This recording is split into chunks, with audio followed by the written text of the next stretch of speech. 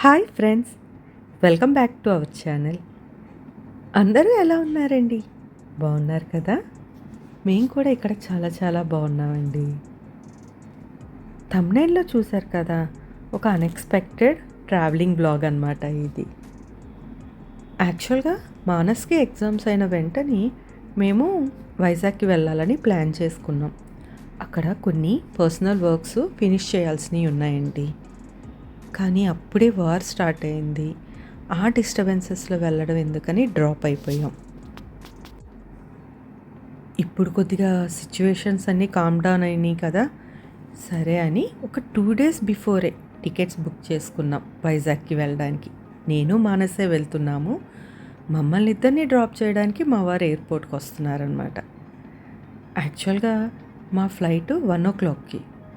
కానీ last night ఒక message వచ్చింది ఎయిర్‌పోర్ట్ నుంచి. మీ ఫ్లైట్ 12:25కే స్టార్ట్ అవుతుంది.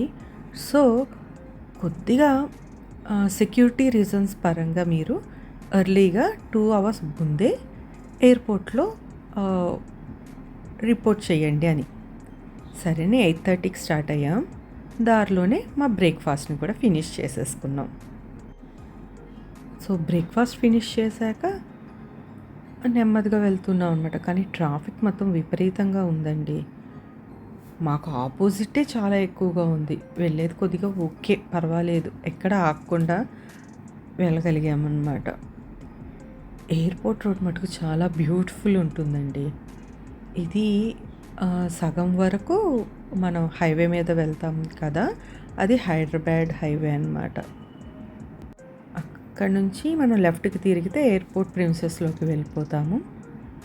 అండ్ అక్కడ కూడా మెట్రో వర్క్స్ జరుగుతున్నాయి ఎయిర్‌పోర్ట్‌కి డైరెక్ట్‌గా.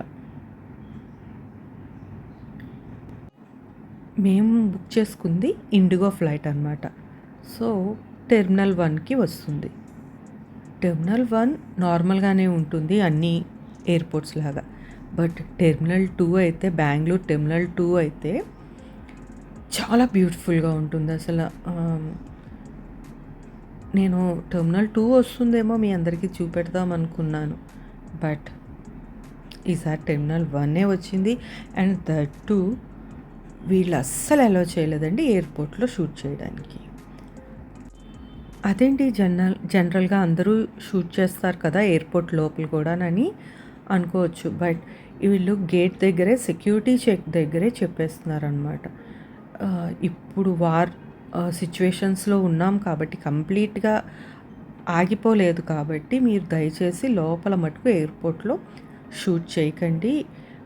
ఎందుకంటే మనలాంటి ఇన్‌ఫ్లుయెన్సర్స్ ద్వారానే కదా మనకి మన సీక్రెట్స్ అన్నీ శత్రు దేశాలు తెలుసుకోగలుగుతున్నాయి అని మీరు బెటర్ లోపల షూట్ చేయకండి అన్నారు.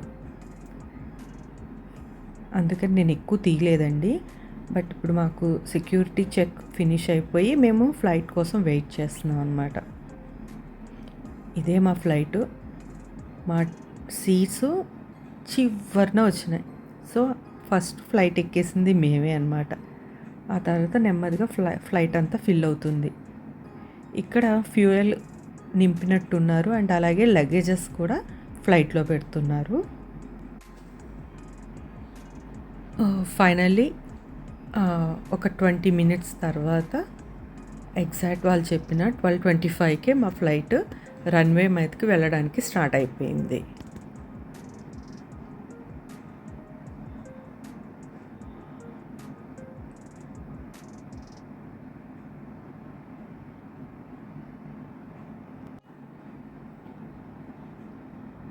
ఫైనల్లీ ఫ్లైట్ టేక్ ఆఫ్ చేసింది. అలా మేఘాల్లోకి వెళ్ళిపోతున్నాం అనమాట. చాలా బ్యూటిఫుల్గా ఉంటుంది.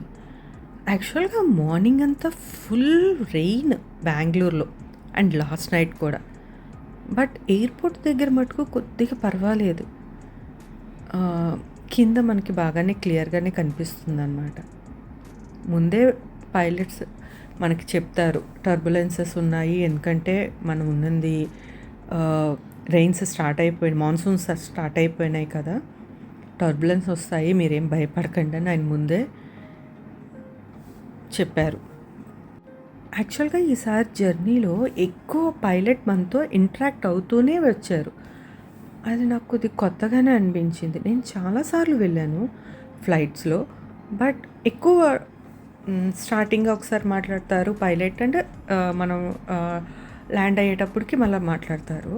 బట్ ఈసారైతే ప్రతి పర్టిక్యులర్ ఒక 15, 20 మినిట్స్ కల్లా తను ఏదో ఒక కమెంట్ చెప్తూనే ఉన్నారనమాట. ఏదో ఒకటి ఇన్ఫర్మేషన్ ఇస్తూనే ఉన్నారు. లైక్ అందులో భాగంగానే ఇక్కడ మీకు క్లియర్‌గా కనిపిస్తుందో లేదో నాకు అర్థం అవ్వట్లేదు. బట్ నేను చూడడానికి మటుకు చాలా క్లియర్‌గా ఉంది. ఇక్కడ ఒక కృష్ణా నది పాయ వచ్చి సముద్రంలో కలుస్తుందనమాట ఈ ఏరియాలో. ఈ ఇన్ఫర్మేషన్ ఇచ్చిందైతే పైలట్టేనండి. మామూలుగా అయితే అంత క్లియర్‌గా మనం చూడము. మేబీ ఈ ప్లేస్‌ని దివిసీమ అంటారనుకుంటాను. అది చాలా క్లియర్‌గా తెలుస్తుంది. కృష్ణా నది పాయ వచ్చి సముద్రంలో కలుస్తుంది. ఇంక దీన్నైతే క్లియర్ అసలు ఆయన చెప్పకముందే నాకు అర్థమైపోయింది ఇది గోదావరి నది అని.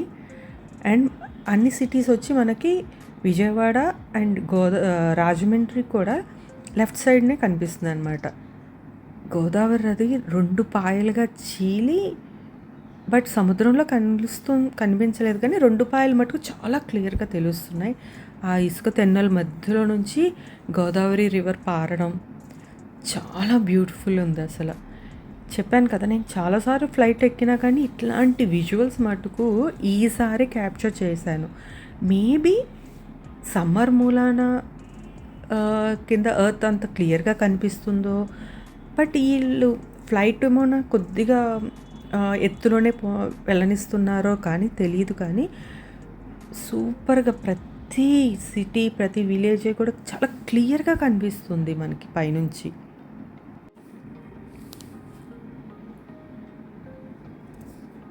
ఇది చూసారా? దీనికి ఎంతమందికి తెలుసో నాకు తెలీదు. ఇది కాకినాడ సిటీ అండి. ఇక్కడ కనిపిస్తుంది. సముద్రంలో కనిపిస్తుంది హోప్ ఐలాండ్ అంటారు. యాక్చువల్‌గా కాకినాడ సిటీకి అదొక గోడలాగా అనమాట.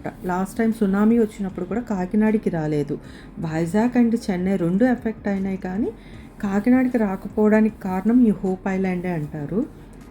ఇక్కడికి స్పెషల్ పర్మిషన్ తీసుకొని వెళ్ళే వాళ్ళు ఉంటారు. బట్ కొంతమంది ప్రజలు కూడా అక్కడ ఇల్లులు ఉంటాయి వాళ్ళకి.